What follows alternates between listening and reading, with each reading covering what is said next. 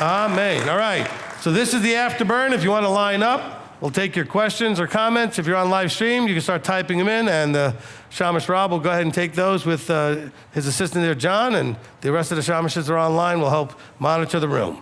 All right. We're going to begin with Rocky. Thank you, Rabbi. Boy, I think that was especially just for me. I mean, it was a slap in my face. It's like, wow.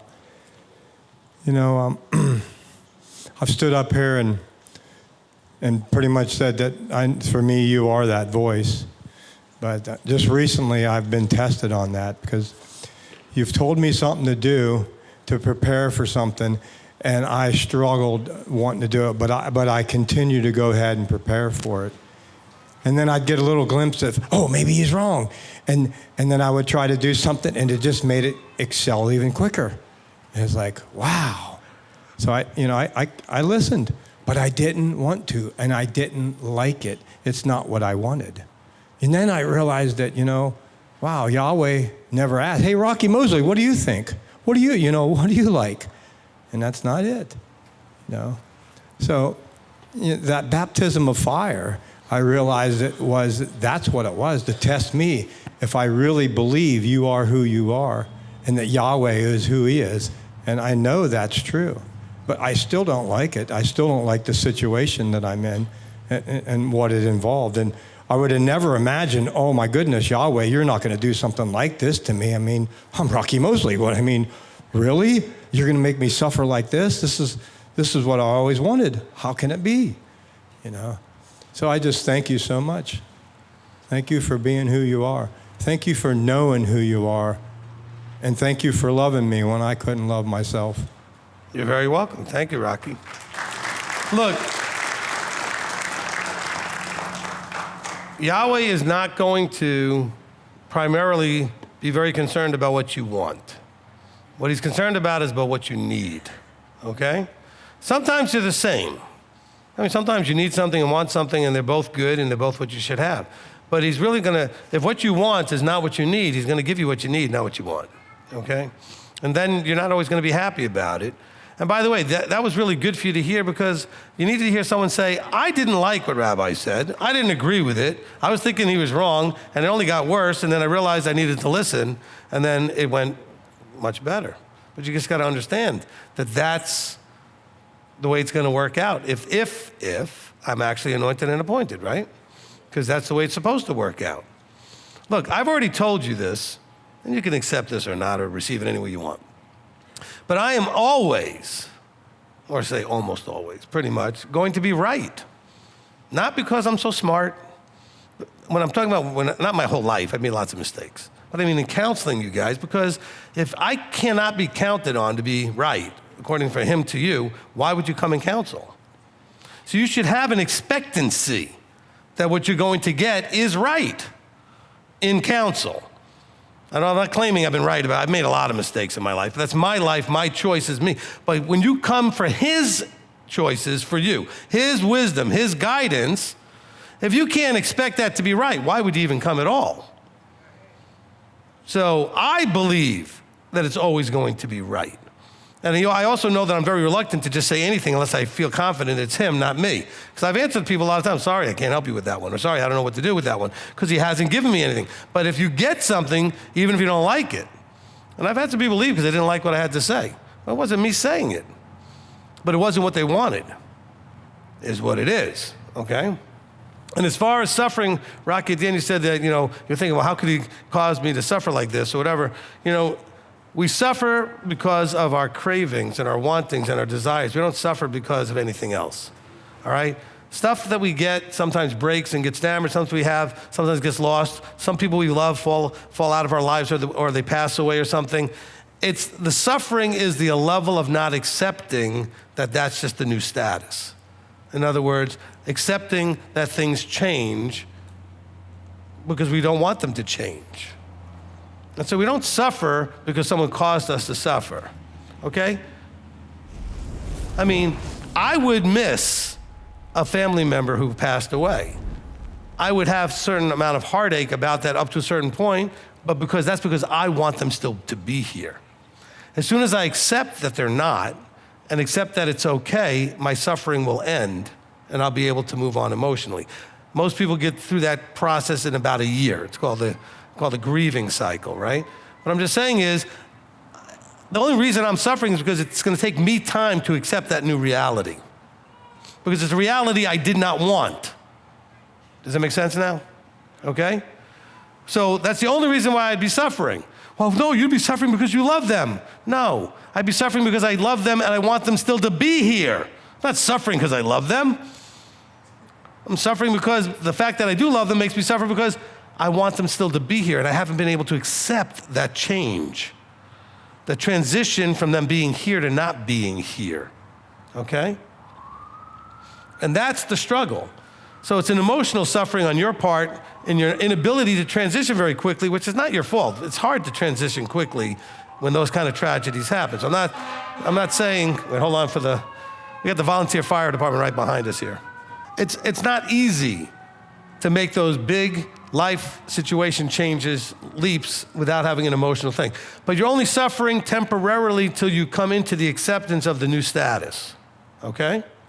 That's all it is. It's a change that happens until you get comfortable with and accept the new status. The more you fight it, the more you suffer, okay?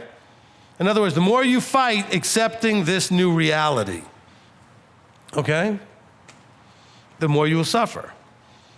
Now, I'm not saying you shouldn't suffer at all. Let's say you're married and everything's going great and one of you gets killed in an accident of some sort. Sure, that's tragic.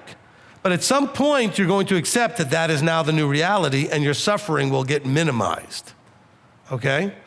That doesn't mean you still don't love them. That doesn't mean that you still don't miss them. But your suffering is going to be minimized by your accepting the new reality. But that takes time.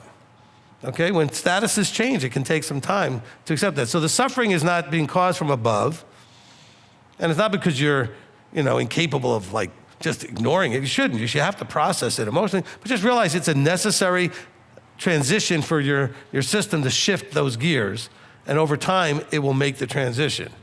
Okay? All right, Isaiah. Thank you. Let's see if I can put this together. So I see all these contrasts with the children of Israel when they come out and they're in the wilderness and the 12 spies. All 12 of them saw the same thing. Joshua and Caleb, because they chose to believe what Yahweh said, also had a different type of vision. When they said, we saw the Nephilim, son of Anak, the Nephilim, that they were like grasshoppers in our own eyes, and so we were in their eyes. And and then when you brought us to Psalm 78, because they did not believe, verse 22, because they did not believe in Elohim, neither did they trust in his deliverance. And this verse came up in my mind in Romans 14. It says, it's the very end of the chapter, I think it's verse 22, that whatever is done outside of belief is sin. And it's to me, is speaking this. Well, let me ask you, I believe that we're supposed to envision ourselves the way that Yahweh sees us, and that the children of Israel coming out of Egypt, they weren't ready for the whole world as they knew it to be undone and torn apart. And so there were some that came out that were, it was a mixed multitude that came out, because they had the leeks and the onions, and they had the things that the slaves didn't have. They started talking about this land that they missed. There were some of those that they just weren't ready to have absolutely undone and pulled apart. The contrast is for the experience here, for me moving, everything was undone, and leaving everything behind for a while was a bit shocking, and I had to overcome and accept a lot of things and fix a lot of things. And it had a lot to do with the way I would picture things would go. And that's just limerence at best, like having this idea and this fantasy that's not really attached with reality. But the more I accepted in this, the more I let the Father show me, like, well, you had this idea, you need to change your focus. And thankfully, I've been able to have a soft enough heart to let Him change my vision in that. But I've seen a lot of people who, like what you talked about too, it doesn't make sense to me either. Like how could you undo everything, come here? And it's like they're not really ready for the trauma of everything they've known, life as they've known it, to be upheaved and undone and pulled apart, and then brought here, and then have to put it all back together, or not really in the type of mindset to see things, to see the reality. You said, to see things, to trust the reality that Yahweh has for you. I don't know exactly how you just said it. You said it like 5 minutes ago. To trust the reality that Yahweh has for you rather than the reality that the world has. Right. And, so, am I misinterpreting that? The word says, and he's talking about eating. He said, when you eat in faith and eat in belief, in Romans 14, I'm going to go here because I'm all over the place. He said, but he who doubts if he eats is condemned because it is not of belief, and all that is not of belief is sin. And so having thoroughly been through your teaching on sin, we know what that is. We're transgressing Torah. But is it sin to not really see ourselves the way that Yahweh sees us and see ourselves doing what Yahweh said we can do? Is that sin? It looks like to me it's sin that what the 10 spies did. They rebelled and they brought everybody else into that. Nobody had the vision that Yahweh had for them. And so is this what's happening with people who are just kind of coming here, undoing their whole lives, they're falling up, and then they just fall apart. They just go away. And it's well, what? How? Why? What? All right, so we have a couple of things going on. So yes, you're seeing a lot of these things correctly, I would say that. But let's redefine sin just in a minor way here to falling short of the expectation of above, okay? Because sin is too often defined by us as an action in specific, okay? But I think that what you're talking about here, if you don't do it in belief, then it's sin, sort of meaning, then you're falling short of how He intended it to be done, okay? Because that's the idea of we all fall short in sin type of idea. So it's not necessarily well, I worked on Shabbat. That's an action that's specific, that's a sin and breaking a command. But I think there's also the idea of falling short of the expectation. The Ephesians 4:11 and 12, which says until we come to the fullness of the measure, until we do, we're falling short, and in a sense, we're in sin. We're not in the righteous level of where we're supposed to be, okay? Just so everybody knows that the eating that's being talked about in Romans 14 has to do with arguments over vegetarians versus meat eaters, and has nothing to do with kosher or not kosher foods. Okay? So just to be clear that in the beginning, in verse 2, it says, one indeed believes to eat all, but the other one, for he who is weak who eats only vegetables. So it's all about, when it says eat all, it's talking about eating vegetables and meat. It didn't talk about all meaning clean and unclean, okay? They're not arguing about whether or not something's clean. Okay, so basically someone said, well, I'm more righteous, because I eat fish on Friday. It's one of those type of dumb things, right? Oh, did somebody do that? But you understand, they were trying to say, I'm more righteous because I'm a vegetarian, I'm more righteous because I eat meat, I'm more righteous. It's dumb. Everybody's looking for all these ways to self-aggrandize. And so that's what he's talking about. He says, look, if your belief is all that nonsense, well, then you're falling short. Okay, but if you're going to eat whatever you're eating in belief that, hey, I'm eating what I'm supposed to be eating, I don't need to worry about what other people think, then you're good.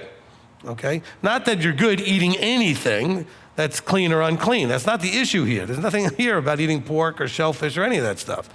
Okay, this is an argument about vegetarians versus meat eaters or omnivores who are eating everything, okay? But they're not eating anything unclean.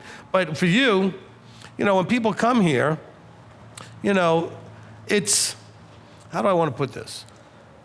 We talk a little bit about expectation and setting sort of, painting a picture, this idea of even law of attraction, all that kind of stuff. Have in your mind what you want, but keep it as non-specific in some ways as you can so it can come in whatever form it comes. Do you understand what I'm saying? In other words, be very specific of what I want. I want to have the place where I can grow into what you want me to grow into. That's very specific, but it leaves lots of room for what it could look like, how it plays out. You're going to be disappointed, like people do when they come here, if they have a very detailed idea of what every part of this is supposed to look like.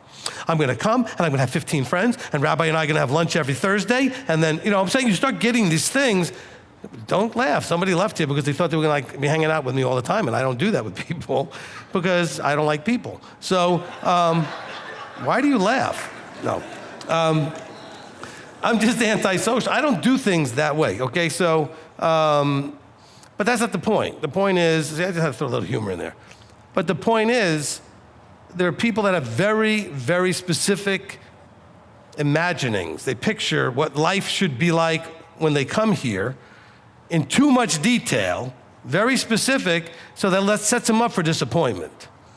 Okay? Because then there's only like one way it can look for it to work. And if it isn't that one way, all right? But if you come here expecting I'll meet some people, expecting I'm going to make new friends, expecting I'm going to have new experiences, expecting I'm going to grow and become more Yeshua, then you leave it form-wise. You leave it open to the form he chooses to have it look and how to do what you want. He's going to give you what you want if what you want is good, right? He says, what father who his kid wants food is going to give him rocks, right, or whatever, right? So he'll give you what you need. He'll even give what you want, but you got to give him the opportunity to choose how it comes about, what form it takes, okay? Did that help anybody? So I want you to be very, very visionary about what you want your life to look like, because you're not going to hit something you don't aim at. But leave some of the form things blank. Talk about the results you want. I'd like to have more friends. Okay, so I'm going to Beth Shalom, I'm hoping to meet people and have more friends. Whatever that looks like, however long it takes. Instead of, I expect I'll have this, this, and this. The more you put expectation into the details, the more you limit what he can do. And he's going to sit there going, fine, if you're so detailed, do it yourself. I'm just serious. He doesn't like to operate with you telling him what to do. And that's basically what you're doing when you're saying, I want this, this, and this exactly, exactly, exactly. Does that make sense?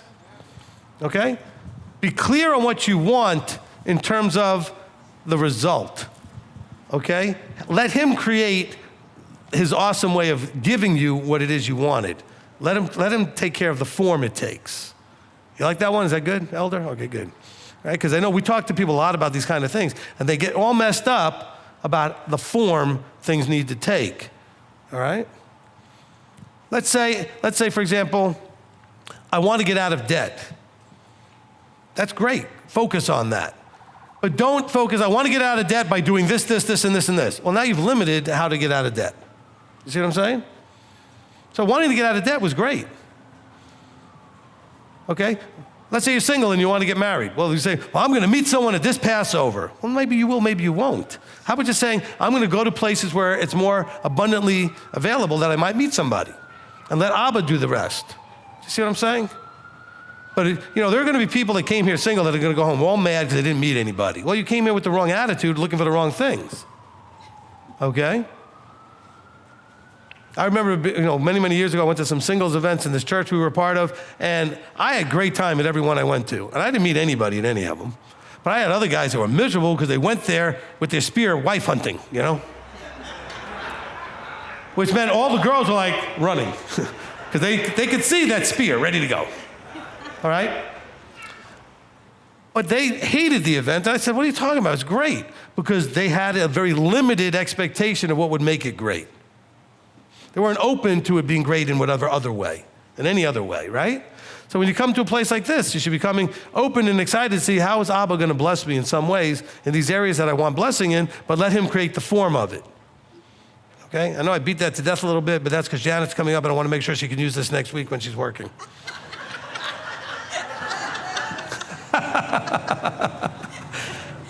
All right, go ahead.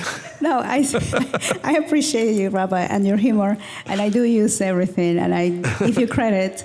But it works the same way when we go to counsel with you, because we never know what you're going to come up with, right? Like, you always surprise. It's not me coming up with it. I mean, Yeah. I don't know what he's going to give me either. I say a lot of stuff I don't expect to say in counseling. Right, yeah. I certainly know I say a lot of things the elder doesn't expect. He spins around his chair. He does like this with his head. He's like, I can't believe that. I say a lot of things. Well, some of those I do on purpose just to mess him up, but that's okay. I have to have my fun. Right. My fun is making his face turn red, which is hard to see, but I can see it. So.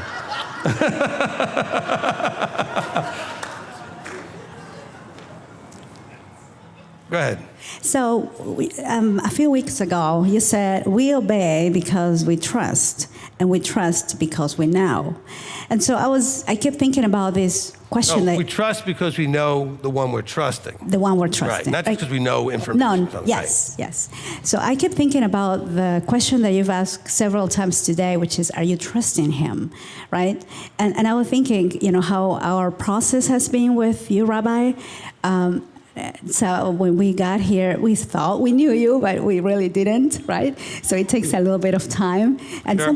some people don't give themselves the time and the opportunities, right, to come to you, to really put in practice what you say, so that they can actually receive the fruit. They just go with whatever they think or they already had in their heads or their agenda or their feelings, whatever. And that's why they don't see the fruit. And when you were talking about preparing our hearts, I was thinking about the parable of the sower, and I really love the last group, right, which I think it's probably the minority, like Joshua and, Caleb, when it says, and that sown on the good soil is who hears the word and understands it, who indeed bears fruit and yields some 100-fold, some 60 and some 30. And, I do see the same thing with my clients. There's the couples who really do very well, but that's not everybody. Some people, they get very excited and then they stop coming. They don't do the work, but the ones who end up doing it, there's a blessing there. So I just want to encourage people to give you a chance, because you will see the blessing and you will see the transformation and you will see the growth and you'll transform more and more into him. So thank you, Rabbi, for what you do for us. You're welcome. Look, and the idea, and I've said this because it's scripturally based, is he says, taste and see if it's not good, right? So, let's say I offered you a food you've never had before.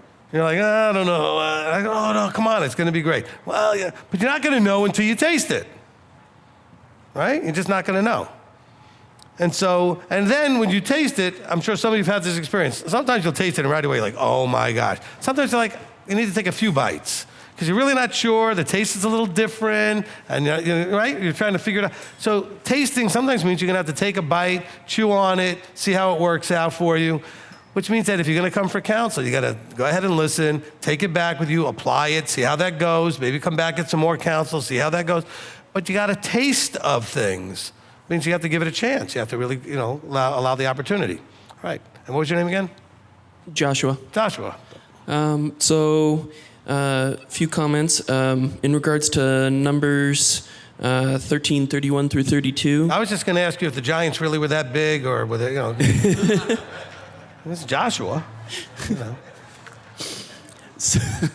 So I totally messed him up. Okay, what are you talking about now? No, you're good. You're good.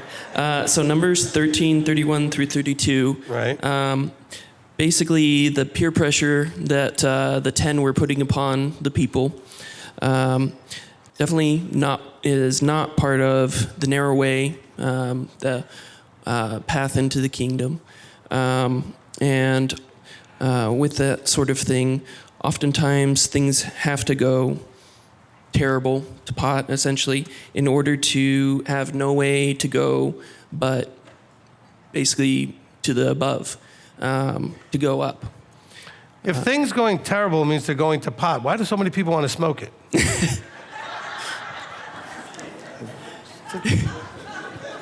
Just a thought.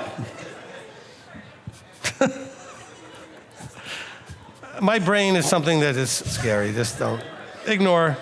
Pay no attention to the guy at the podium. Just all right.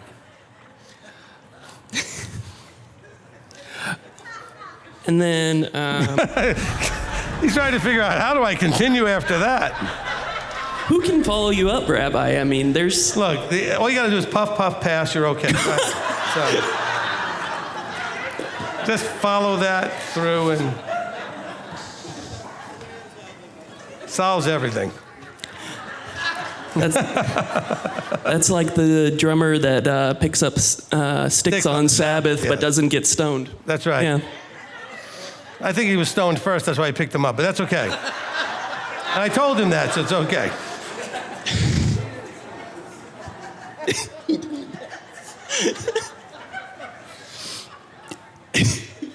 Look, I can keep going. Just be careful everything else you say, Ken, and will be used against you in the court of sarcasm. Everything must be used. Yeah. Always. Yeah. All available material must be used. And then in regards to, you were talking about the teaching baptism of fire. Yes. Often you don't know how you're going to be in a situation until you're actually in that situation, which often is why things go terrible, and then you eventually, once you cry out, you have to go the way that is best, essentially. Well, yeah, I mean, look, he puts you... Look, that's not always true that way. I mean, you get put in a rock and a hard place, and you can always make another terrible decision and go in a different direction, but the question is, are you going to get counsel? See, at some point, the wisdom dictates that you get wisdom, and wisdom you get from others, right? You have to go find someone with the wisdom, and you ask for wisdom and guidance, okay? And that's really where the situation starts to finally improve. All right, next. Anybody who dares? Okay. Hi, Eddie. Eddie, all right. Yes. You got to put the mic right by your mouth. Oh, There you I'm go. new here, so you Yeah. have to excuse me a moment. That's fine. I only heard the last part because I had issues that I couldn't come earlier. But we speaking about about the Israelites coming out of Right up here. I'm sorry. You got to keep it there. The Israelites coming out of Mitzrayim, and that's the way I used to think of my life so much, because I had several strokes and was going through a very dark place, and I kept, every morning I would get up and I would read my Bible and I would pray, and then I would start, cursing, why did you bring me through all of this to make me suffer what I was going through at the time? And just took so long to accept, okay, this is my new normal, and keep praying, keep coming to Abba, keep coming to Him, and over time, it did get better. It wasn't overnight. He's changed my heart. I'm now plain white. I used to be very red, and now I'm very white. So You have my sympathy. I do. I'm sorry. I thought my mic was off. Thank you for that. No, I appreciate that. I very much, actually, because I was not always a very good person. The person I used to be was not very good. I didn't do what I should have been doing.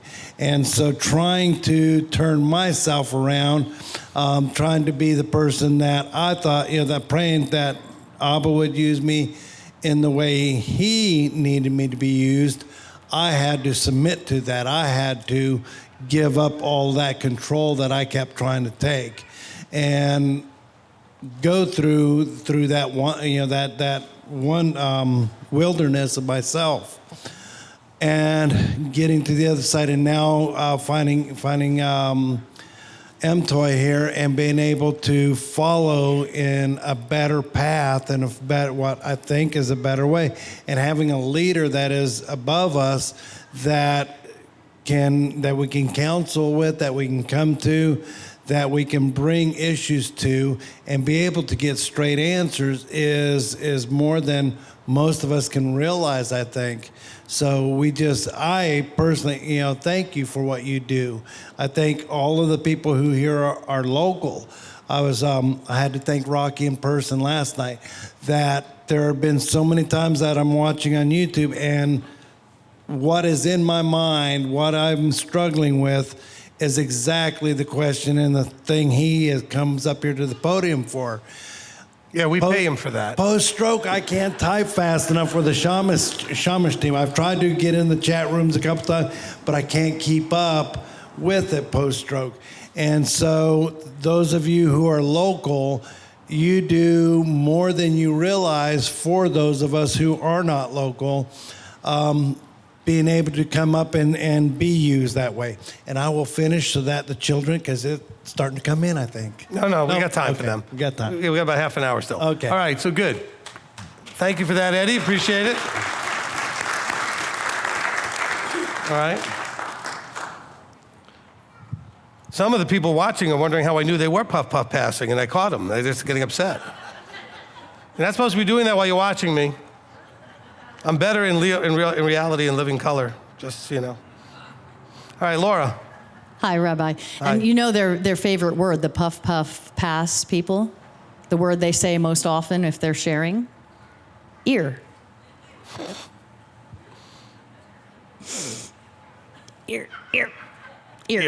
Ear. I stole that, but, it's material that I received years ago and I needed to use.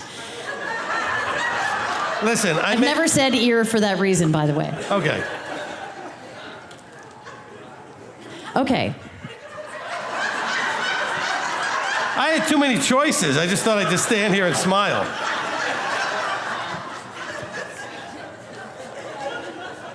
So I was reminded of a story that I heard years ago, and you may have heard it, and others may have too. And instead of telling the story, I decided to use it to describe some experiences in my life. And, there was this huge boulder that I was pushing against for many, many years.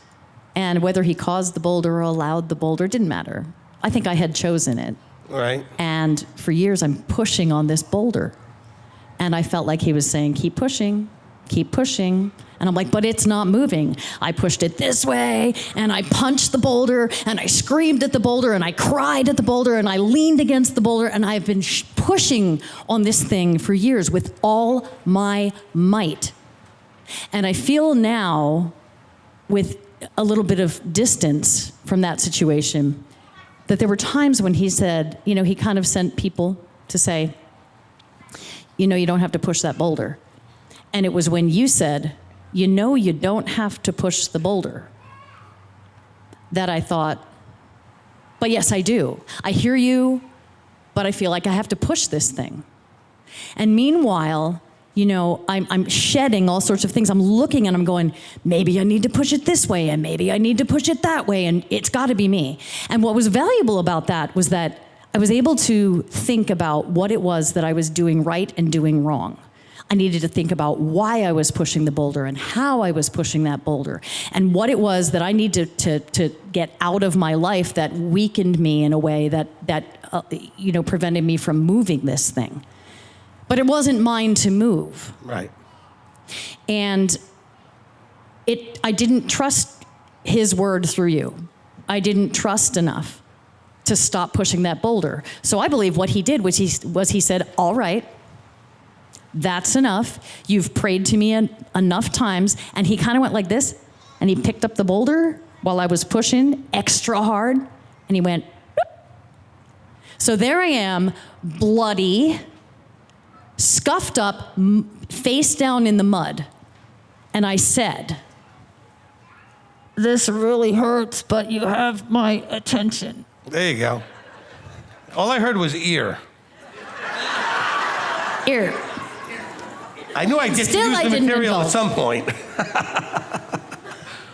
So I'm face down, bloody, in massive pain, but he had my attention. And I said, okay, I get it. But can I lie here and cry for a while because this really hurts? And he said, sure. I mean, obviously he didn't say. Right. But I allowed myself to lie there and bleed for a while and hurt until the pain was, had receded enough for me to get up. And he said, all right, now let's start walking. Mm-hmm. And it was on that walk that he said, now look at you. The fat has been trimmed. You have figured out what is yours to take care of and what is you're pushing against a boulder. And by the way, do you notice the knot that has healed now on your head? You were slamming your head against that boulder for years. But look how strong you are. Now you're ready. Now you are ready for me to give you the life that I have wanted to give you for a while. And it was in going through that situation and realizing that it was lack of trust, even when you said it, that prevented me from experiencing what I'm experiencing now for so many years. So I want to apologize. No problem. And I want to thank you because I finally got it. Good. Thank you. You're welcome.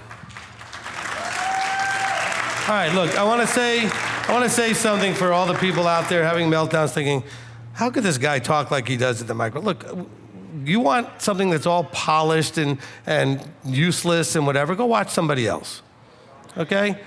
We're real people who are really trying to figure out how to do what we're trying to do to become well done, good and trustworthy servants, so to speak, good and trustworthy. And I'm the tool that was put here to keep you awake, excited, laughing, serious, crying, whatever.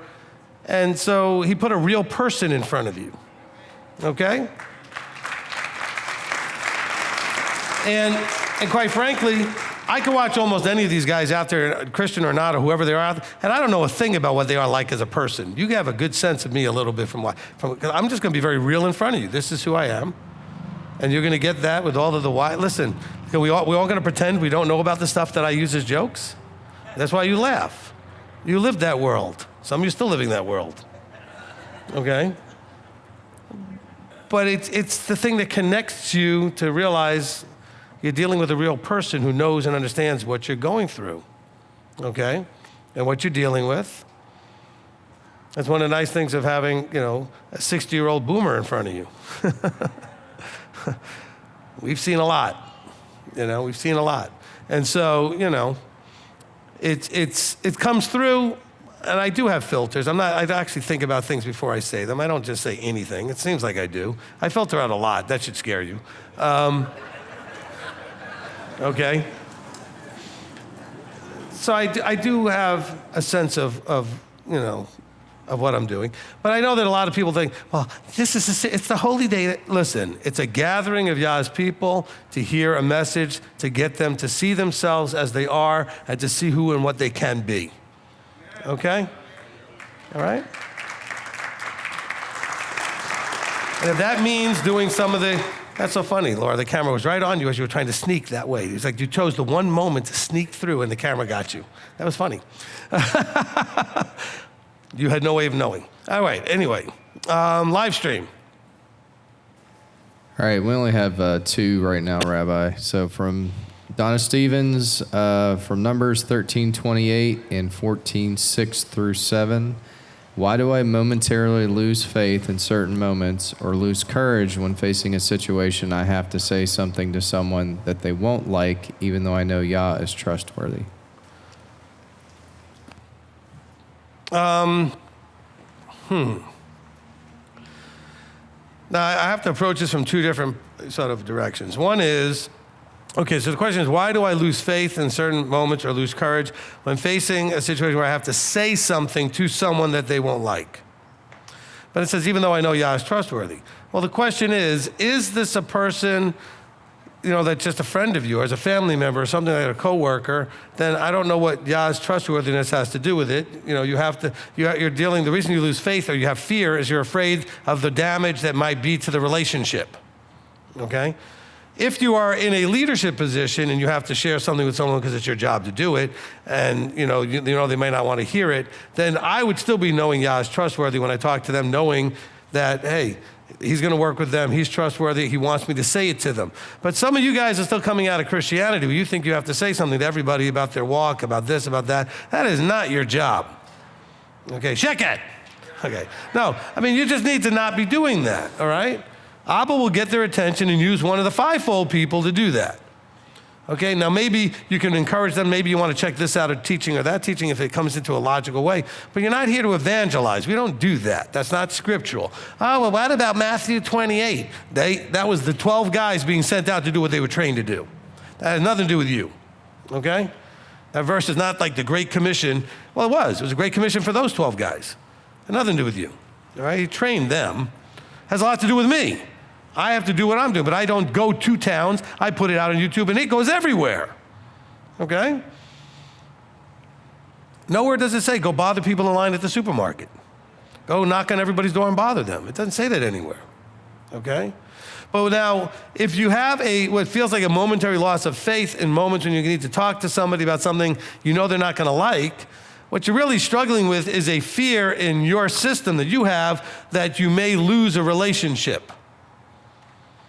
I mean, as long as you're not talking about Torah correction or some sort of halakhic correction, which you shouldn't be doing anyway, then the only other choice is that you're correcting somebody that you know won't take it or giving some, and that's because you're afraid to lose a relationship or have an adversary relationship is going to happen. Someone's going to not like what you say.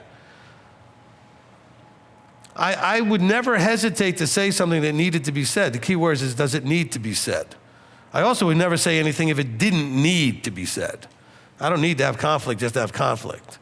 Okay, if something needs to be said. And by the way, if it needs to be said, I'm also going to gauge whether or not it's needed based on whether or not it would be fruitful. Meaning, if I say it, what is the chance it's actually going to, what result is it going to get? What's the chance it's going to get a good result? If the result is most likely to be, or almost guaranteed to be, an adversarial, then what would be the point and benefit to me doing it in the first place? Here's a great tool for all of you. When deciding to speak to someone about anything, texting on your phone before you go and send all these mean texts you want to say because you're all mad about stuff. Do you know in the old days we actually talked to people like we talked to them? It's much more effective than the dumb stuff you guys do on text.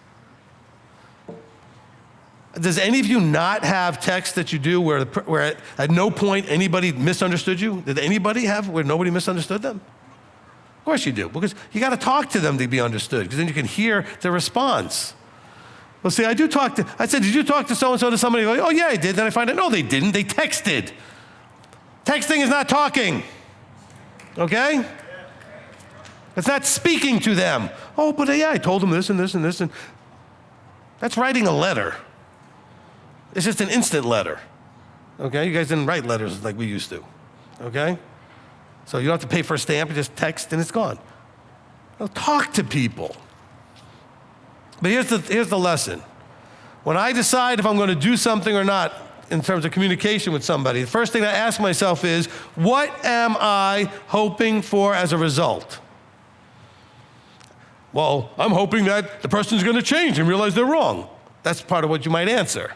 Because I'll ask you, what are you hoping for? Well, I'm hoping that they're going to realize how wrong they are. Okay, good. That's a good thing to want. Now, what's the likelihood that that's going to happen? Be honest. Well, 0. Well, then why are you doing it? Well, because I want them to know I know they're wrong. Well, how is that going to benefit anything? Do you understand what I'm trying to say here? If there's not a reasonable chance of you getting the results you wanted, why are you even wasting your time? All you're going to cause is strife for no reason. That's all you're going to cause. Well, that person needs to know that what they did was wrong. Then fine. Say, look, I'm not trying to change or correct you. I just want you to know that what you did hurt me or caused some damage, and I just thought you need to be aware of that, okay? That's something you can say. But that's not an effort to get them to change. It's letting them, I said, maybe you're not aware of this, that when you did this, you hurt this thing or did damage to that thing. So I just want to let you know, okay? If you feel they need to know, so otherwise they'll just keep going through life, not realizing they're just damaging things all over the place, fine. Then speak to them, but realize what result am I looking for? If the result is I want them to know information, then share it like you're sharing information. Should be unemotional. Is that helpful? Okay? Because this is where you guys get in all kinds of trouble. I don't text anybody anything except things like, are you on your way? Where are we eating? Okay? Simple things that don't need a voice back and forth, nothing substantive, all right? Hey, I just emailed you the new thing that I want you to post for me or whatever to like Tommy, like when I changed the PDF for the Omer account. I'll just send him a quick text, hey, I sent it, let me know when it's done. He says, hey, it's done. These are text-worthy things. Relationship fixing, dealing with, that is dumb, and dumbest to do that in a text. Except that you're afraid to talk to them. Well, then don't talk to them and don't text them. Why are you sending texts? They're going to be misunderstood anyway. Oh my gosh. Because the tone of voice is not going to be in the text. I've had people come to saying, do you believe what this person said? And I said, let me read it. And I'm reading it going, I don't hear that tone of voice. But filtered through you being already upset, you're hearing all kinds of tone of voice, which may or may not have been there, but I can't read it just from the words. So be careful with all that, all right? So, but the answer to your question, Donna, is you're gonna have to examine whether there's a fear that you're dealing with in you, which is causing you to be concerned that if I have this conversation, something that I'm afraid of might happen, right? It's the fear of what might happen, all right? The reason I'm able to do the things I do is because I don't care. I'm not saying that in a joke. I don't care. I'm not afraid of what might happen. I also don't do it with emotion, okay? People look at me surprised. That was very blunt and unemotional and straight, because it's not an emotional thing that I'm doing. I'm giving you information or I'm not. Like when I tell you, like when I told Laura, I said, look, you gotta, you're gonna make your mind up or you're not, okay? I don't care, but don't stop wasting my time until you just go ahead and make up your mind and you do what you gotta do. But I'm not worried about hurting anybody's feelings or this or that, the other thing. I'm only gonna say it if I feel it needs to be said. Because my result often is to give you information. That's my job mostly, give you information. I'm not gonna tell you what to do. Give you information of what, based on what you're saying, then this is what you should do if you want this result, okay? And then I don't really have any vested emotion in what you do with it. Because people are like, well, doesn't it bother you when nobody listens? No, it wastes my time and I get frustrated because you come to me 17 more times because you won't listen. But if I gave you something you didn't listen to it and never came back, it wouldn't bother me at all because then I'm not gonna have to keep dealing with it. But you're not. You're gonna come back again and act like I didn't tell you the first time what to do. Because Elder will do the same thing. He'll ask you, well, did you do what I told you last time? No. Well, okay, well, come back when you do. Go back and do that first. But you guys are still wrapped around, but I want to do what I want to do. Well, I don't want to do what you want me to do, or you think I should do it. Well, then don't come and ask for help and guidance. Okay, I've told you often, we're not here to give an opinion. We're not an opinion poll service, okay? Come and get opinions from the leadership. Well, Rabbi, I just wanted to know what you think of this. No. Okay, do you want guidance or you don't want guidance? I want to give you what I think about something, all right? I'll give you guidance. Okay, I'm not giving you an opinion poll. All right, anybody else? Did anything else come in, John? Yeah, we got another one. 3 more right now. 3 more, good. We're gonna end in about 10 minutes. Okay. Olivia Dirth, Hoxamac Rabbi, trust keeps coming up in the wilderness. I've gone through the unity and division teaching. I still haven't found, are we in this covenant/contract with each other or just Yah with us? Thank you. Okay, the covenant is 2 factors. One is it's with him only, but it's designed and intended to be a community activity. So there's a lot of covenant behaviors that are required that are community behaviors. Okay, so we become a covenant community of people who are covenanted with him. But we're living that out in a community setting, okay? So the answer is no. It's still just with him only, but it was never intended to be done solo. It was meant to be done as a community. All right, next. From Michael in New Zealand, Hoxamac Rabbi, with the goal/becoming statement for the 6 aspects of life, is there somewhere we can glean from this as a guide, or do you provide feedback on it? Thank you. All right, I think that's a level up question, actually, from Michael. Yeah, Michael, if you think that, from the 6 areas that we talked about in level up class, if you want to talk to me about them, let me just read this again now that you put it on the screen. With the goal becoming statement, okay, of the 6 aspects of life, is there, that was also the other day when I said to take your aspects and sort of set up your goal and stuff. Is there somewhere we can glean from as a guide? No, but you can make an appointment and talk to me, Michael, all right? I don't mind talking to you in New Zealand. Michael's up there near Auckland. All right, but I don't have a place for that yet. One of these days I will be doing more things about these kind of things, like more of the personal development stuff available, and we'll publish it and put it out there, etc. Okay, what else? Great. Last one from Meek Stalling. So if I work on preparing my heart first, it will, in essence, strengthen my confidence in myself, which ultimately is trusting Yahweh without wavering, even in times of doubt/fear tries to pop up. And if so, can you still have fear/doubt even if your heart is prepared because of human nature/flesh? And that's when you have to get deeply excited in knowing Yahweh is at work. Question. Very well said. Yes, the answer is yes. Okay, and by the way, Meek, your dad says hi. He didn't, but I just said it for him because he was looking over here. So, all right. So that is Uncle Chuck's kid who's on the screen here. All right. So, yeah, Meek, I think you said that very well. Look, we have to prepare our hearts, but the second part of the question is, if your heart's prepared, can you still end up in the problem? Yes, because the preparation isn't fixing the problem, because you're preparing it to be able to receive, and as you receive, you're going to deal with all your fears and doubts. So we're still going to be overcoming them and overcoming them. What Abba wants to see is how well and how quickly we can overcome them, and then how we handle them when they come up again in terms of being still afraid or not afraid, okay? So when you say, if so, can you still have fear, doubt, even if your heart's prepared? The answer is yes, okay? And that is because of us being in the flesh and in the world where those things are available to us, and all the other people out there are sort of sending out that energy vibe of fear, doubt, and panic and anger and all that other nonsense that's out there, and we do pick up on those things pretty easily, okay? All right, so hopefully they answered your question, Meek. Good question. Was that the last one? Sir, that was the last one. All right, excellent job here with the Afterburn.